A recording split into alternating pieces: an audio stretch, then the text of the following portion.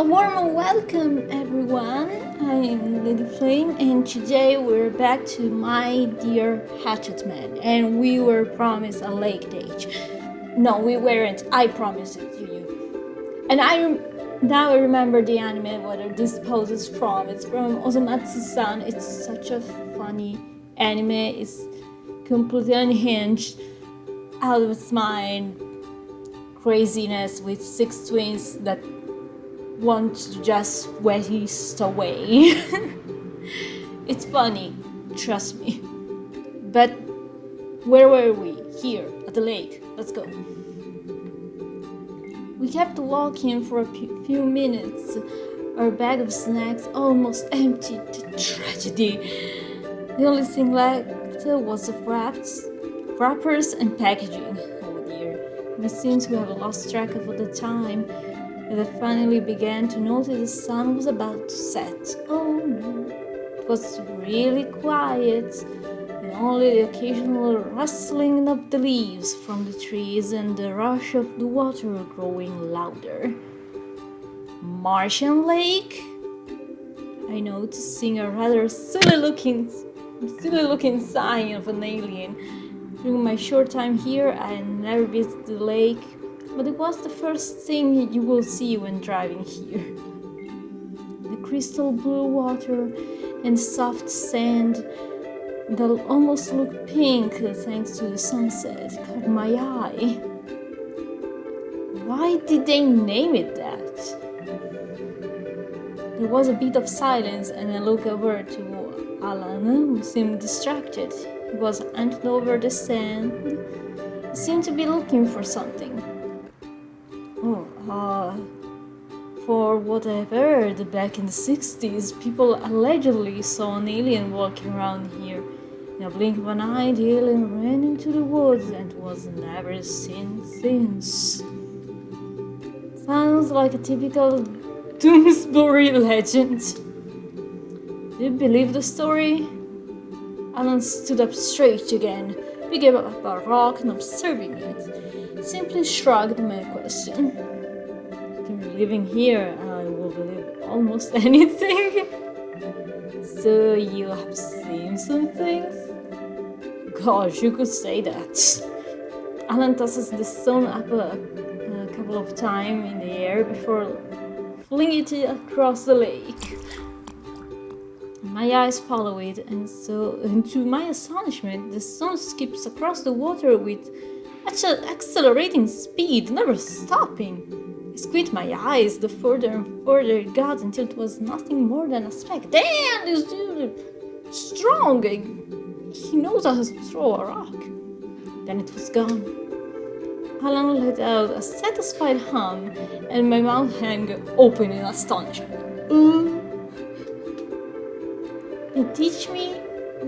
Can you teach me how to do that? Heck yeah. I look up at Alan with hopeful eyes. Please. Sure. Let's go here.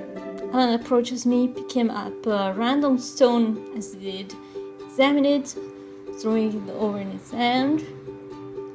You can't just use any rock. It has to be very flat. Yeah, I know. And there's gotta be a little nudge for you to place your fingers and grab onto. Then he grabs my wrist gently, handing me the rock and placed it in my palm of my hand for me to hold. Now, before you do anything, people tend to throw it like a frisbee. Don't throw it with your wrist, just link your whole arm. I focus, taking into consideration what Alan told me. I feel a lot more confident in this throw. I take a deep breath and toss it. I did it! Ouch. Sorry. It was a lot slower and didn't go as far as Alan's, but still. I cheer and Alan gives me a thumb up. Yes! You gave a thumbs up to the video, didn't you? Sorry. We walked back to my place. The sun had already set, with the moon and the stars taking its place. bending, stretching my legs after all the walking. I had fun today. Did you know? I nod to him, approaching my doorstep and leaving Alan behind. Bye! We should do something like that again. Yes, we should. Alan's eye widened. He appears to be quiet for a moment. Oh, shoot! Oh my gosh, his face! Oh, it's so adorable. I turned my door handle, opening it slightly. See you around, Alan. He literally had large eyes. I can't. I can't. Oh my god. Why are there the alien Teletubbies on the screen? I'm asking the wrong questions. I know. Much like yesterday, as soon as I entered the house, it was as if all my energy drained out of me. I didn't even bother to go upstairs to my bedroom. I fell on my sofa face first. Just gonna sleep here. Sound of the TV slowly drowns out the sound of my breathing. Soon, every single worry had faded away. It's gonna be someone. Oh dear.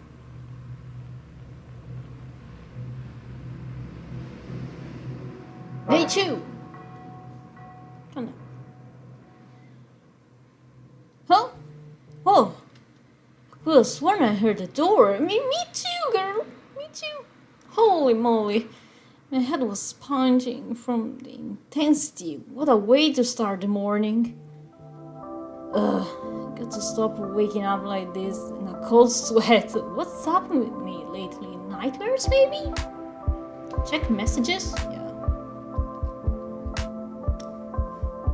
My hands scrambled to where I had left my phone. It only took a few minutes before the vibration signaled me where it was located. Sorry. Here you are. No new messages. Not from anyone I know in particular. Just usual social media notification that I wouldn't be bothered to check, and a missing person alert? Uh-oh, that's probably what happened until woke me up. Give a basic description, but it seemed to be out of my control. I decided to ignore it. Don't ignore it! Oh my gosh! Check, see the person, see. Yeah, no clue, but I'll keep an eye out. Like, come on! I let out a yawn as I stretched. Despite sleeping on the couch, I was more than comfortable. No soreness, no nothing. It was quite rare. That's rare, yeah? Now, what to do to tackle the day? Oh. I guess I should probably eat. Yeah. This room. First thing first, I need some new clothes to wear for the day. My room was practically overrun with dirty laundry. I could barely make out the shaggy carpet floor by the mass amount of sweaters, pants, and underwear. Oh dear. Should clean this up. My empty stomach was winning the battle of this one. But I had much money, but I needed to go at least a few groceries. Don't plan on starting today. That's good.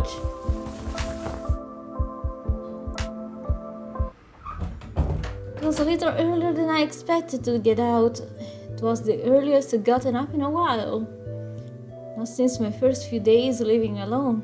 Jeez, back then I was practically glowing with ambition to start classes, ready to face any challenges head on. Until now, that is. I would either show up late or barely manage to reach my classes. It felt like a chore, like most things. Oh my dear, what happened? Most days. Oh no, that's so sad. Oh no. Phone. I wonder who. Erica. She doesn't usually call. We must have talked through text. Got me curious. What could she possibly want to call me for? Hello, Erica? You made it. I'm not interrupting anything important, am I? I'm just on my way to get some food, but I'm fine talking.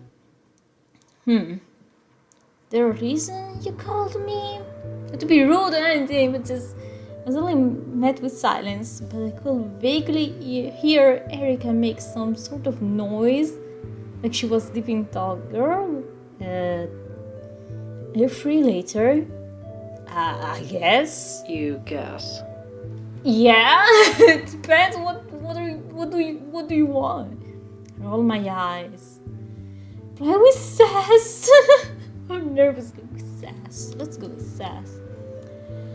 To the point, Erica. I got a bagel and a coffee with my name on it, and your little interrogation is not gonna stop me. I heard a snort but amused sound from her. A short but amused, sorry. Often in class, I will play around with Erica's dry sense of humor. Strangely, I enjoyed our interactions together. Hattie is a soldier. I just want to know if you want to study together for Professor McQuarrie. My roommate is off to do some arbitrary adventure. I don't want to be put up here. Oh my god. Sorry, the noise is outside. How does that sound? I could get caught up on some things. But on a rat in your hermit cave. Shut up. How dare you judge me?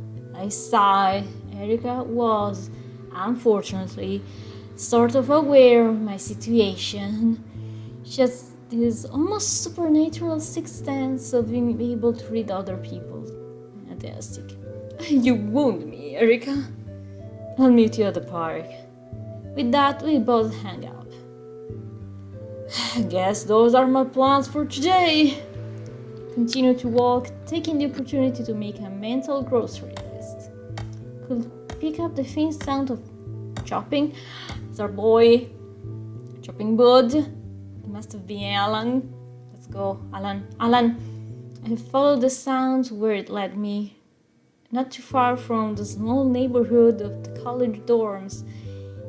You know, when I went into the thick wood, I could still see the houses from a distance. Occasionally the sound would deafen, but it was getting closer. Alan had to be around somewhere. That is, if it was Alan and not some other weird guys from the woods lurking about. You know, our people are.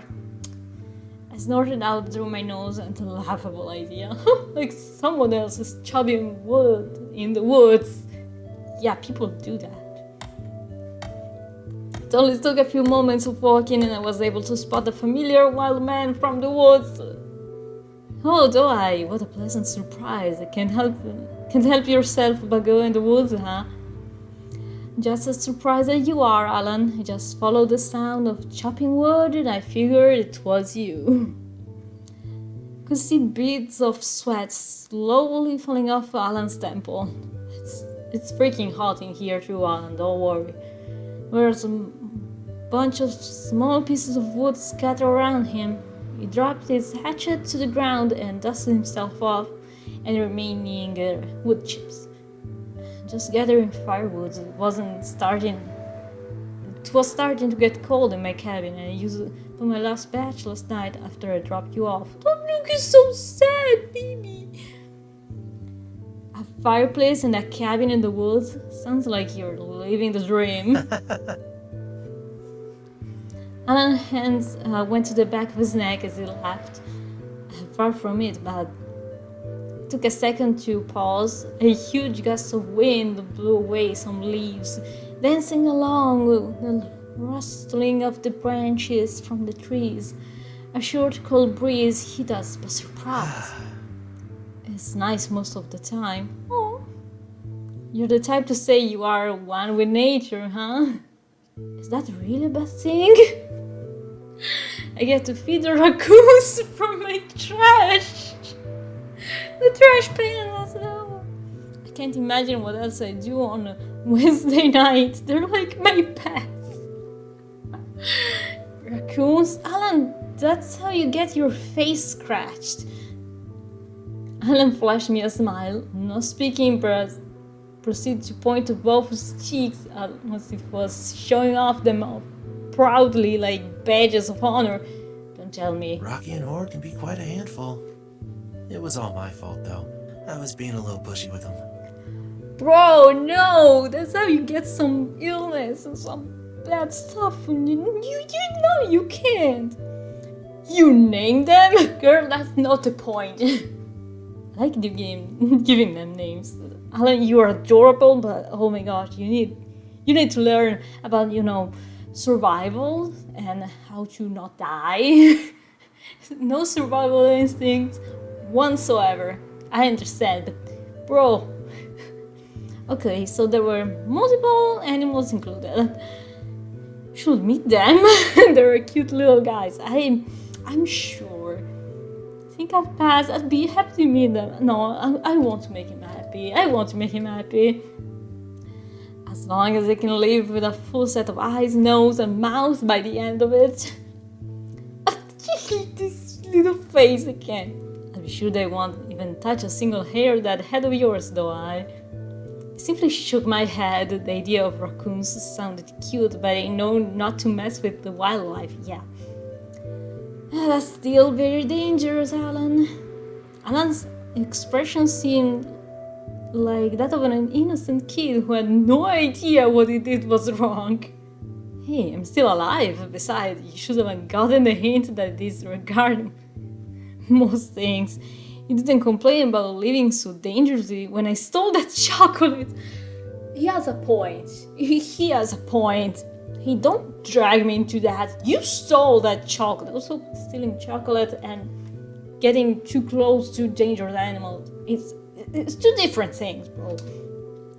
And you're my accomplice. In the eye of the law, that makes us both criminals. So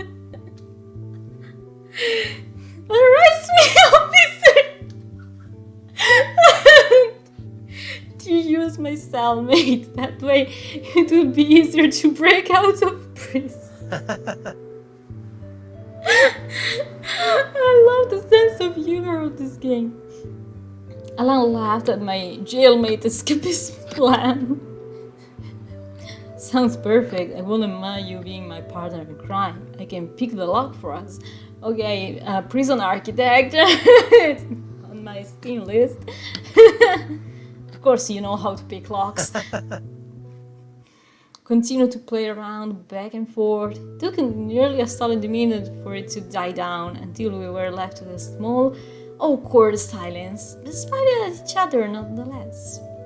It was only then that Alan finally said something. By the way, is there a reason you came to find me? I actually got out of my house to get some food, but I heard some chopping noises and I instinctively knew it was you. Oh my gosh, these words are so hard. Alan, oh my god! Oh, I can't, he's so precious and adorable. He stared at me. I could tell his face would just brighten up. Look at him, look at him. Oh, you knew? I did. I could have sworn Alan giggled to himself, his face turning red and swayed around ever so slightly. Oh my gosh, he's too precious. He is too precious. I know it's probably a yandere, because I found it in a, yandere dating sim, but he's precious. He's a precious being. I stayed a bit longer for a small talk. I had forgotten why I was here. Make your leave. Yes, come with me. Yeah, interested in coming with me to the store? Gotta get some food so I can stock up my fridge. Are we gonna steal stuff? No! His face grew sinister. Gonna guess he got excited about stealing again. Cool it, Alan. You might have swindled them by stealing candy bars, but I highly doubt we're gonna get away scot-free with actual piles of food. You don't know that. Oh my gosh. We're not gonna rob the store, Alan. Ew. Alan poked out his tongue at me, playfully. Of course, he's cute, he can. I began to walk away, leaving him in the dust. He freakishly long legs only took 2 or 3 steps to catch up to me. Oh my gosh, he's adorable. We both walked to the convenience store. It was nothing more than just a casual hangout between us. Is it though? Is it? As we entered through the door, there were another employee eyeing us suspiciously the entire time. Fantastic. Wasn't sure what their deal was. I wonder if they know about Alan's shenanigans. I bet they do. They were mostly keeping an eye at him, glaring him down as Alan was investing the rotating hot dog grill. What? They left us alone once I paid for my food. Got to my place, bags in hands. Got to walk, but nothing we couldn't handle.